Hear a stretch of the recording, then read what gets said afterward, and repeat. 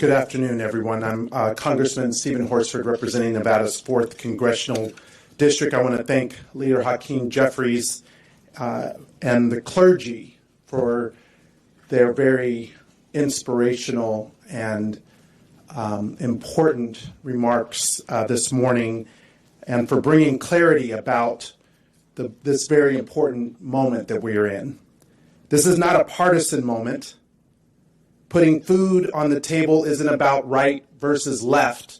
It's about right versus wrong. The health care cuts and the SNAP cliff on Saturday are a moral reckoning for our country, and we're all here urging our Republican colleagues to heed it. Now, public service is not about position or prestige. It's about compassion and commitment.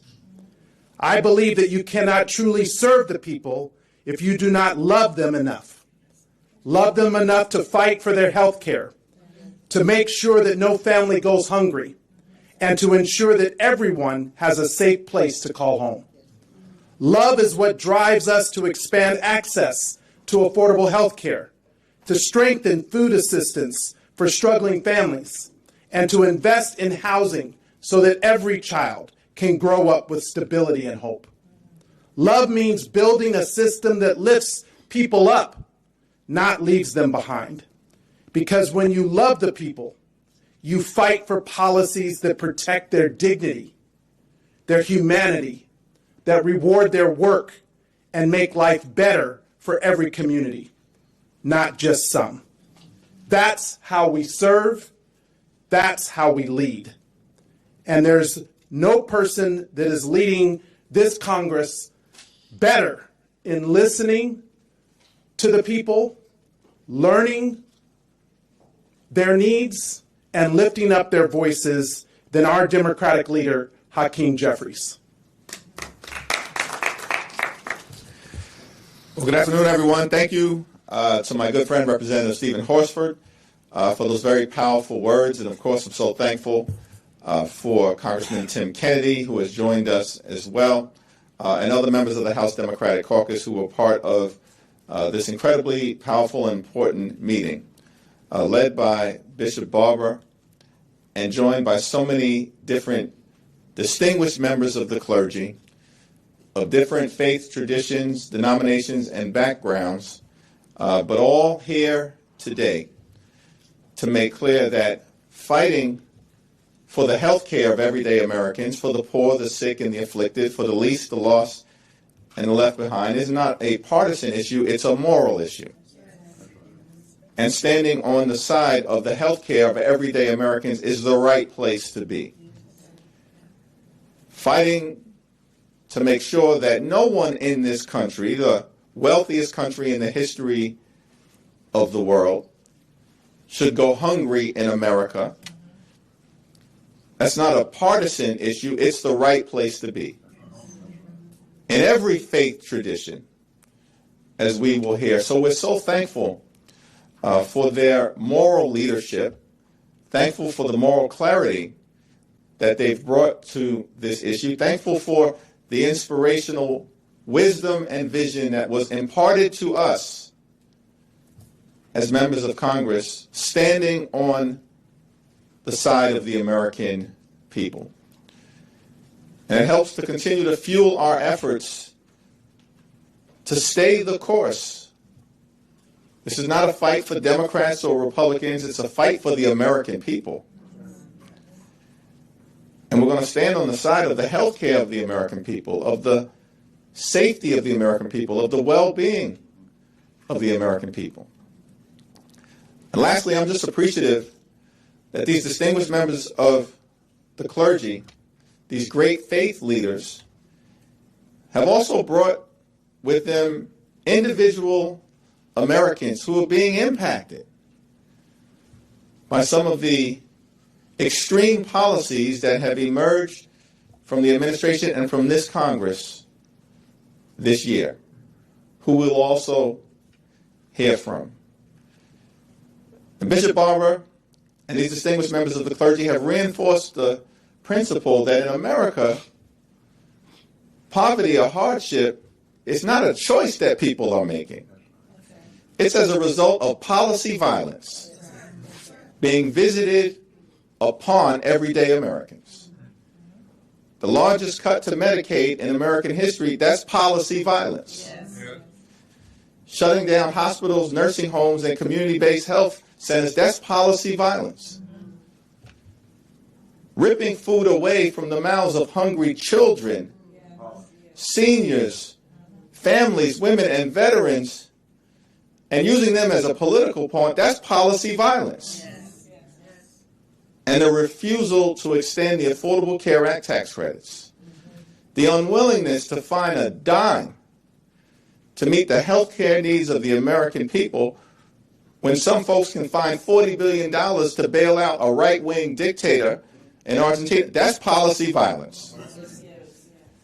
And so I'm just thankful for these great men and women of the clergy, thankful for these patriotic Americans who've come to share their stories with us, and we've heard from folks from West Virginia and North Carolina and other parts of this great country, as you will as well. And now it's just my great honor and privilege to yield to the distinguished bishop who has brought us together. We know he's a voice for the voiceless. He's a mighty man of God. He's a powerful, profound, prophetic, principled pastor, Reverend Bishop Barber.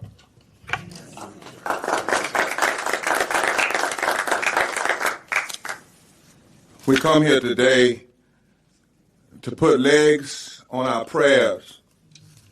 We heard the leader in the fight for health care and the fight against this big, deadly, ugly, destructive bill declare some words that we've used in the movement, that something is wrong when you pray, P-R-A-Y, at the opening of Congress, and then you pass policy violence that prays, P-R-E-Y-S, on the very people that faith tell us ought to be the central concern of government and policies and not the last. We've come here today thinking about and lifting up the 140 million poor and low-wage people in this country, 43% of our nation adults, 51% of our children, 87 million people who are uninsured or underinsured, who already are before these massive cuts that will only make things worse. Today, I want to do three things in the time that we've been allotted.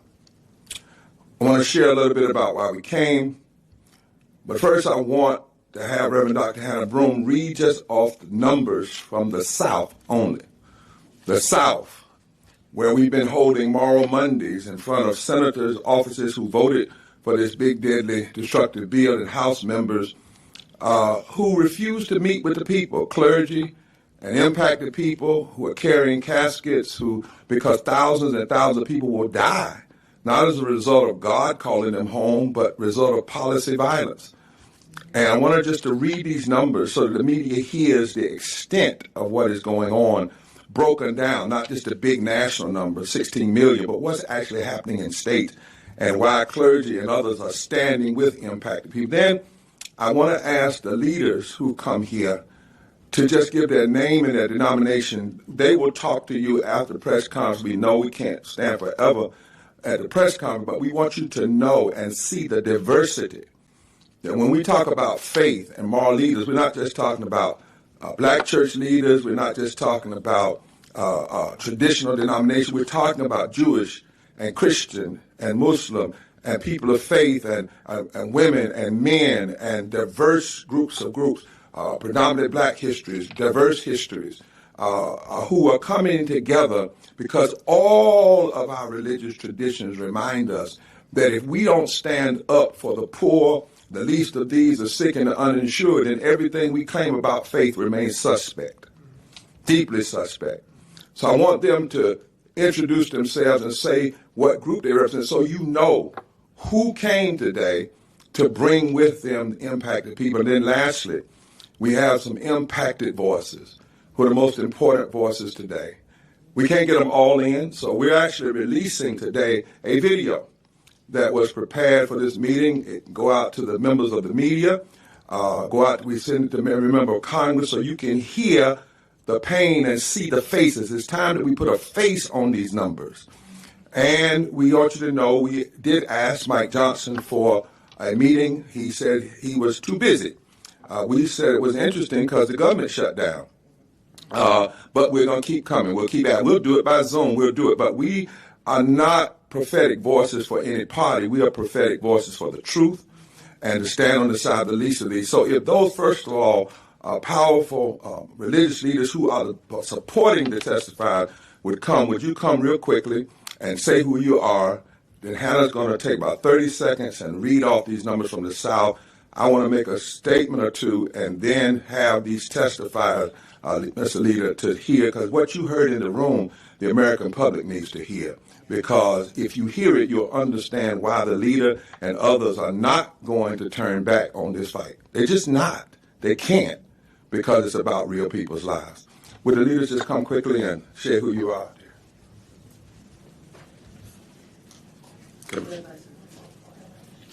Rabbi Esther Letterman, Union for Reform Judaism. Vashti McKenzie, National Council of Churches. Bishop Brian Thompson, presiding bishop, Mid-Atlantic Episcopal District, President of the Board of Bishops, AME Zion Church. Reverend Paul Brandeis Rauschenbusch, President and Executive Director of Interfaith Alliance. Reverend Terry Hoard Owens, General Minister and President of the Christian Church Disciples of Christ in the United States and Canada. Joel. Reverend Joel Simpson. I'm a pastor in Taylorsville, North Carolina with First United Methodist Church, and I brought some impacted people to share today. Jonathan. I'm Reverend Dr. Valerie Washington. I'm the pastor of Hewlett Temple, AME Zion Church, also a professor at Simmons College of Kentucky. Thank you. My fellow Red Letter Christian here. Reverend Todd Urey, Senior Pastor of the Douglas Memorial Community Church in Baltimore and Chair of the Board of Red Letter Christians. Jonathan Wilson Hartgrove, a Red Letter Christian, a Baptist, a proud evangelical who loves to preach God's good news to the poor.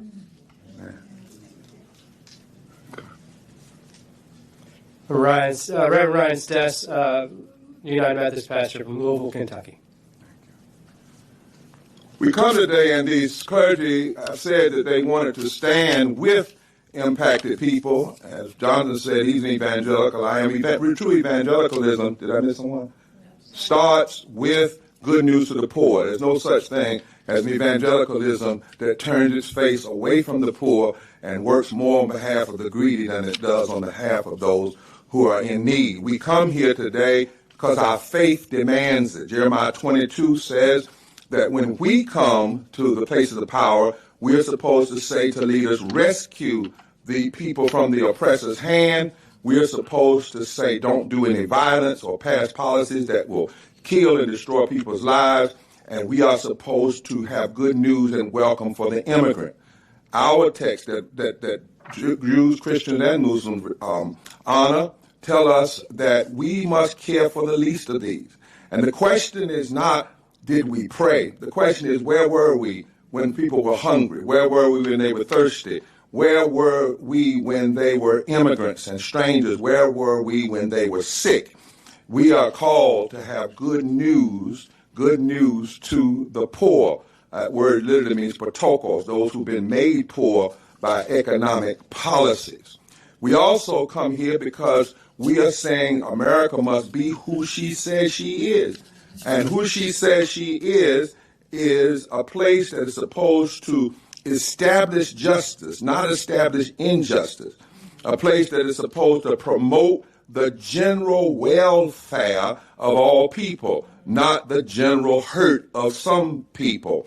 That we are supposed to be a place that provides for the common defense, not just the defense of the lobbyists and the defense of the greedy. We have named this bill the big, bad, deadly ugly, destructive bill because it does not heal. It hurts, especially poor and low-wage people. We know that 51,000 people, according to studies by Yale and Penn, will die as a result of the impacts of this bill in the first year. And in a moment, I'm going to have Hannah read you some real numbers.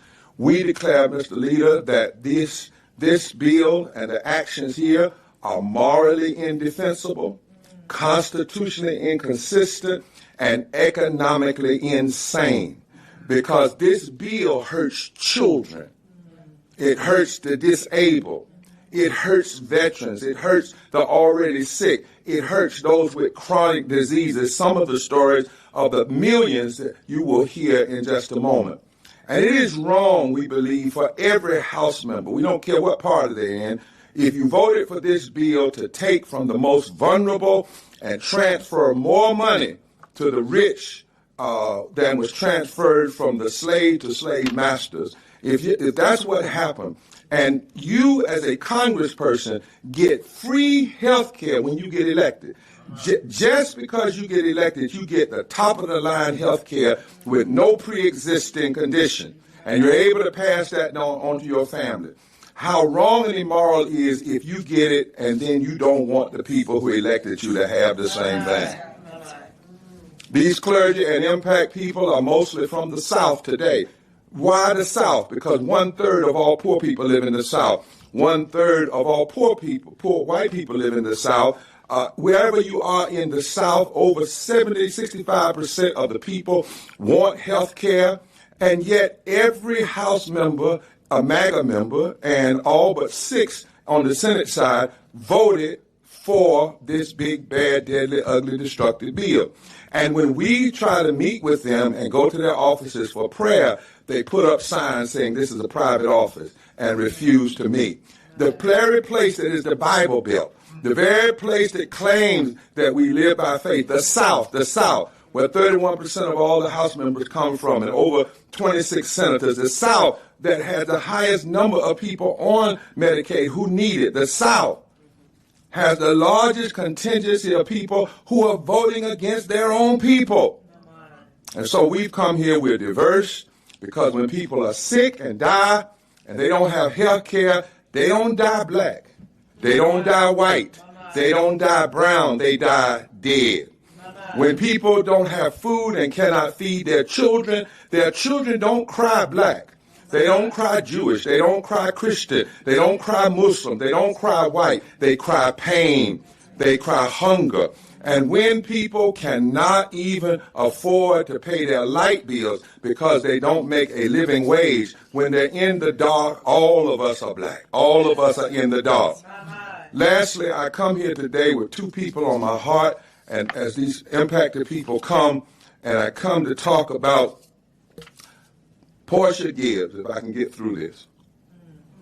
Portia Gibbs is a woman in Belhaven that's dead now. She died from the lack of health insurance. She died because at that time North Carolina was a state that had denied Medicaid expansion.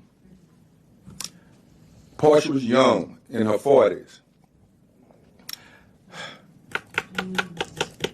We were trying to fight for her hospital to stay open.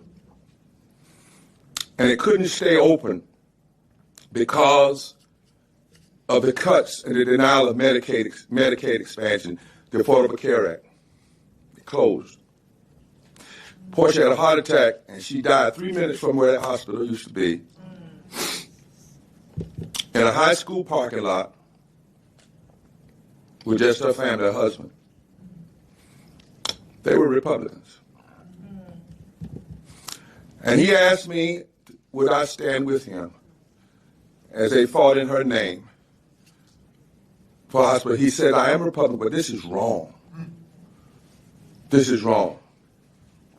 And I got on the back of his truck one day, and we stood together. We became brothers together. And he's now registered independent and recognized that some issues have nothing to do with party. The last person is Pamela Rush. She lives right near Selma, Montgomery. During COVID, she was worried so bad, Leader Jeffries, she kept saying to us, as a member of the Poor People's Campaign, as a part of the repairs of the breach, I can't get sick because I don't have health insurance. Alabama would not expand health care. I can't get sick. Pray for me. I can't get sick. I got a call from the hospital that she had finally gone to the hospital. She had stayed away as long as she could because she just didn't know, how can I afford the bill? And she was hoping that the sickness was a cold, a common cold. And so she stayed as long as she could. She took as much NyQuil and Dayquil as she could. She got in the hospital and they told her she had COVID. She couldn't pull out. She called me from her sick bed. And she said like this, Bishop, you better promise me y'all won't quit. She was one of the first people to come to this Congress and testify in 2019. Promise me that you won't quit. And we did. And she died. 800 people are now dying a day from poverty. When we got to 500 dying a day from COVID, we said it was an epidemic. What is it then when people are dying from policy violence? In her name and in the name of so many others whose voices have now been hushed on this side of glory, and whose voices we must take up, and whose voices we must amplify, who are living now but could be dead because of policy violence if we don't stand up. We come. And we will not retreat, and we will use every nonviolent tool at our disposal to call this nation, this Congress, to stop all of this partisan fighting and get down to the business of the people. Open this government so that you can open up good news to the poor, and so that you can establish justice, because anything less is morally indefensible, economically insane, and constitutionally inconsistent. Hear these testifiers as they come. We're going to ask Joel, come on, Hannah, real quick and read those. And then we can't do them all, but we're going to have 2 or 3 that will come, and we want you to hear their stories and then take questions. Hannah.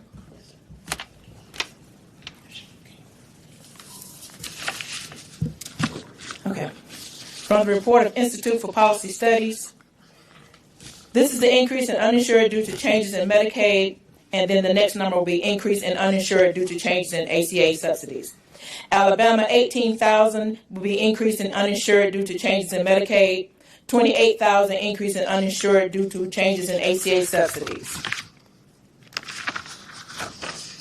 Florida, 65,000 increase in uninsured due to changes in Medicaid, 500,000 increase uninsured due to changes in ACA subsidies. So right there, we're getting a sample of what it's like. Now we want to put some faces on that. What we wanted you to hear was a sample of the numbers. Okay. So we want to ask our dear young man from Taylorsville if he would come, a sister that also testified with him. We want to ask our dear sisters from West Virginia if they would come. Come on in this way, y'all stand together. Okay. Thank you. We want y'all to hear from these, and they represent so many of us.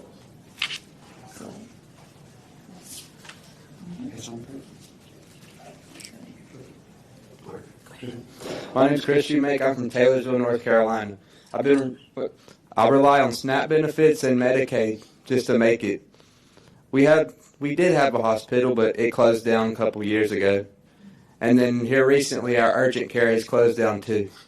Now we don't have nothing close by. If something was to happen, we'd have to go at least 30 minutes away just to get help. Even if you call 911, that's 30 minutes away. You really can't get much done with that. Hi, my name is Cassie Coleman. I'm here from Greenville, South Carolina, where I work for 2 small local businesses, and neither of them provide health care. If we don't extend the Affordable Care Act subsidies, the tax credits for people like me, I will go without health insurance.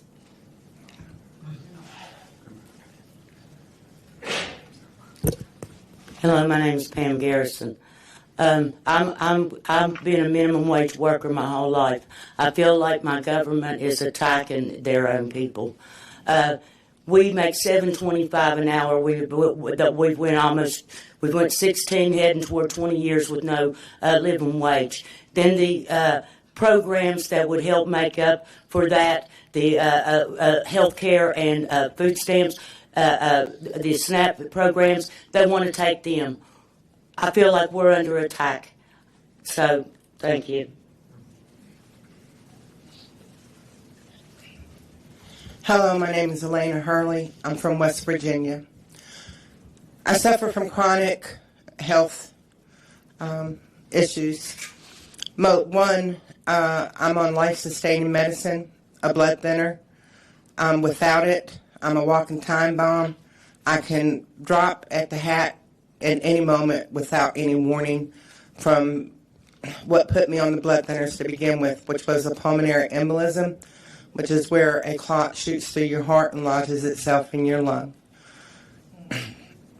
My Medicaid was cut.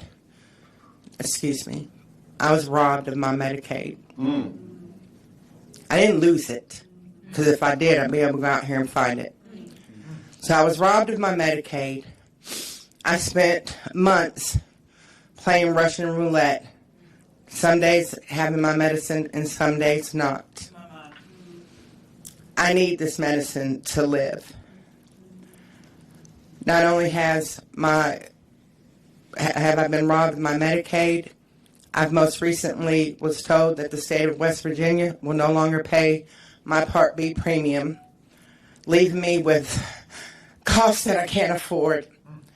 My cash benefit income is $640 a month. That's what I get. So I thirst for a moral budget that will serve the needs of all people in society. Please open the government back up. We need help. I'm tired of living in pain. And no one should have to live this way.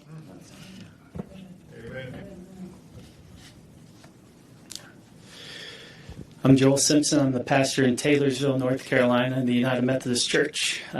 Chris is one of my members. And as a pastor, I'm a steward of people's stories. And over and over and over again, I've been hearing people's stories in North Carolina as we've been leading Moral Mondays. People who are getting Medicaid cuts or robbery. People whose hospitals are at risk of closing, like Leah, who's in Spruce Pine, after they've been devastated by Hurricane Helene, which came through. Now their hospital's at risk of closing. And her and her husband have been to the hospital 4 times this year, to the ER. And if that hospital closes, they'll have to drive over an hour to Asheville to get any care they need. Her most recent hospital visit was a stroke, which will require ongoing care. And she said, if this hospital closes, we can't afford to go to Asheville, and what will we do? Can we even move? And so these are the stories we're stewarding as clergy. These are the people we know we will have to bury if they do not have this health care access. Thank you, Congress. Thank you all for opening. So again, I want to thank Leader Jeffries for prioritizing his time and allowing other members, including Congressman Tim Kennedy and I, to join, to listen, to learn, and to lift up the stories that you all have heard. And of course, to Bishop Barber and to all of the clergy and faith leaders for being here. I know you will be available for individual interviews following the press conference. It is not lost on me that there is a court hearing happening right now where Democratic attorney generals from across the country are petitioning the court to intervene and to force this administration to release the nearly $5 billion in contingency funding to maintain disbursements to the SNAP program. And so I think it would be appropriate maybe if someone could lead us in prayer for that case and to prick the hearts and the minds of our colleagues to do what's right, not just today, but every day on behalf of the American people. Because when we put the interest of the people over politics, we can't go wrong. So, Bishop, if someone could lead us in prayer for that case that's happening right at this time, and then to conclude, I'd appreciate it very much. As you notice, we try to lift up those on the ground. I'm so thankful for these denominational leaders that push people forward Here's a clergy who also is being hit by Medicaid expansion. So he's a testifier and a clergy. With all the testifiers, just hold your hand up. Those who can, because I hope the media will talk to you. And just hold your hands up if you testify. Just let them know. Would you lead us in prayer for this nation? Yeah. I trust the Spirit of God. Holy God of grace and mercy, have mercy on us.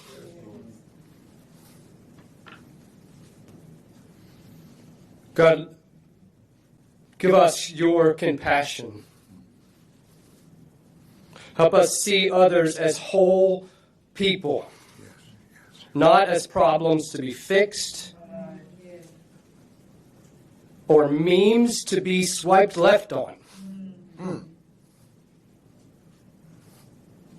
May we learn the names of our neighbors, even the ones that live outside.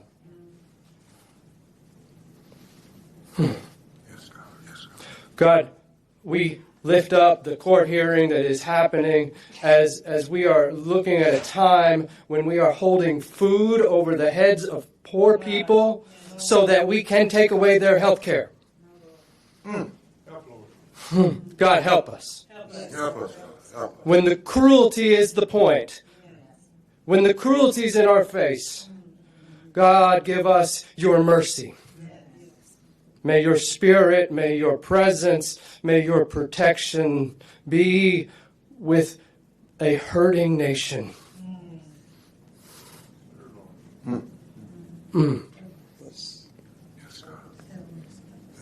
Hear the cries of your people, God. May we know that all people are your people. Yes, yes. All of us under the planet, under the sun, know what it is to suffer. May we stand in all of what we all have to carry, and may we do it together. May we do it with your help.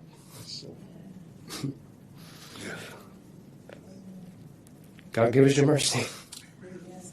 In your holy name. Amen. Amen. Thank you very much. Thank you to the bishop and to the clergy and to those who have brought your stories and your voices. We will continue to listen.